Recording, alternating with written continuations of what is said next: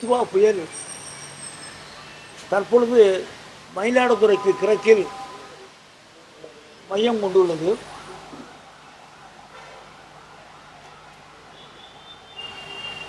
சென்னைக்கு தென்கிழக்கே 150 கிலோமீட்டர் தொலைவில் தற்சமயம் புயல் இருக்கிறது.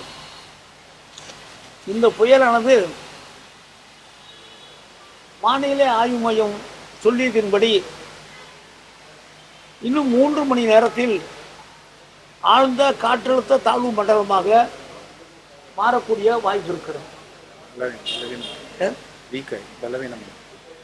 அதாவது புயல்ல இருந்து அது பலவீனமாக இருக்கு.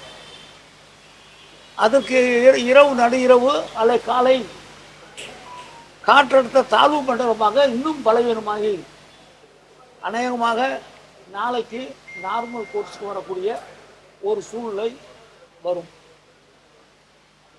இன்றைக்கு கடலோர மாவட்டங்களில்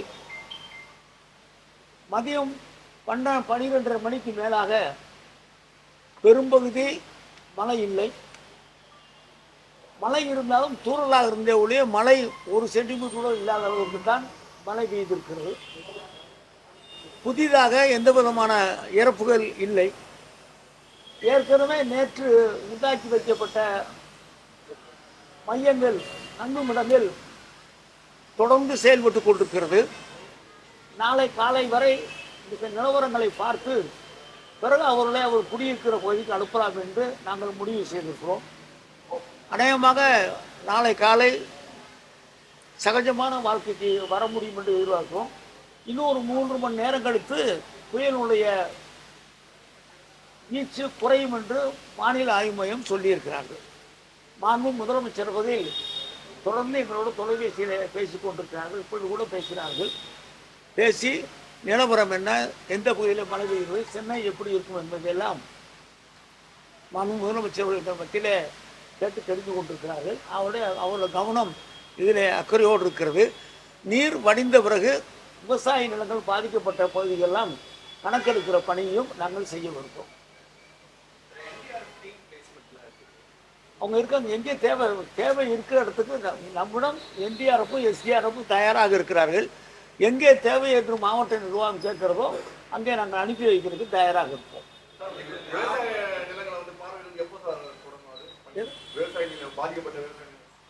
இன்னொரு 2 நாள் 3 நாள் தண்ணீர் மழை தண்ணீர் அதில் இருக்கிற வடிந்த பிறகுதான் அந்த பயிரினுடைய நிலைமையை பார்த்து அதன் மீது கணக்கெடுப்பு பணிகளை வருவாய்த்துறையும் விவசாயத்துறை அதிகாரிகள் சேர்ந்து அந்த கணக்கெடுப்பு பணிகளை செய்வார்கள்.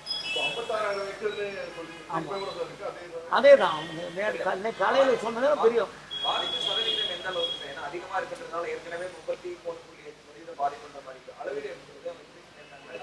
புரியல.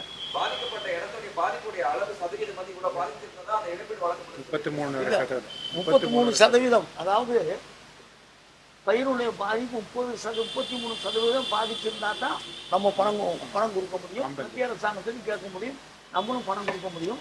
இப்பொழுது மழை நின்றிருக்கிற காரணத்தால் அது எவ்வளவு பாதிப்பு என்பதையெல்லாம் பார்த்து மாண்பு முதலமைச்சர் அவர்கள் தகுந்த முடிவு எடுப்பார்கள். பெரும் மழை எதிர்பார்க்கும் புயல் மழை வந்து இயற்கை வந்து நேராக நமக்கு கடலோரம் வந்திருந்தால் நமக்கு திருநெல்வேலி தூத்துக்குடிலாம் நிறைய பாதிப்பு வந்திருக்கும். அப்படி இல்லாமல் நேராக அது இலங்கைக்குள்ளே போனதுனால நம்ம அந்த தென் மாவட்டங்கள் தப்பிச்சிருக்கு. அது இப்படி ஓரமாக வரும்போது கடற்கரை ஓரமாக மழை பெய்திருக்குது. ஏற்கனவே வடகிழக்கு பருவமழை இருக்கிற காலம் தான் இந்த காலம். ஆகவே அதோடு சேர்ந்து இந்த புயலும் சேர்ந்து நமக்கு மிகப்பெரிய பாதிப்பை உண்டாக்கியிருக்கும். அப்படி இல்லாத ஒரு சூழ்நிலை உருவாகி இருக்குது. இருந்தாலும் அந்த மழை வேண்டும் என்ற அந்த எண்ணமும் எங்களுக்கு இருக்கிறது. அதுக்கு மழை வந்தால் அதை சமாளிக்கக்கூடிய அளவுக்கும் அரசாங்கம் தயாராக இருக்குது. காலையில் கொடுத்த அந்த புள்ளி உரம் அதே ஒன்றும் எக்ஸ்ட்ரா ஒன்றும் இல்லை. இன்னைக்கு ஒன்றும் பெரிய லெவலில் ஒரு மாறுதல் இல்லை.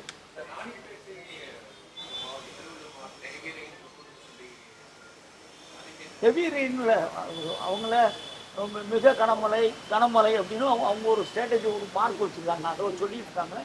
இப்போ மத்தியானம் 12 மணியிலேருந்து எல்லாம் பார்த்தோம். மத்தியானம் 12 மணியிலேருந்து எல்லா பகுதியிலும் பெரும்பாலும் மழை இருக்குது. நம்ம சென்னையில் இன்றைக்கி சாயங்காலம் மழை இருக்கும் பயந்தோம்ல. மழை இருக்குது, சாரல் இருக்கும், வந்திருக்கும். காற்று இருக்கும். இன்றைக்கும் நாளைக்கும் காற்று இருக்கும். இந்த பொதுவாக இரவில் காற்று அதிகமாக இருக்கும். இந்த பீச்சுக்கு போகிற வேலையை விட்டுட்டு கொஞ்சம் வீட்டில் இருக்காங்க. நல்லது பூரா பார்த்தீங்கன்னா பீச்சில் தான் நிற்கிறாங்க பூரா. அது சின்ன குழந்தையிலையும் கூட்டு வந்து வச்சுக்கிட்டு இருக்காங்க.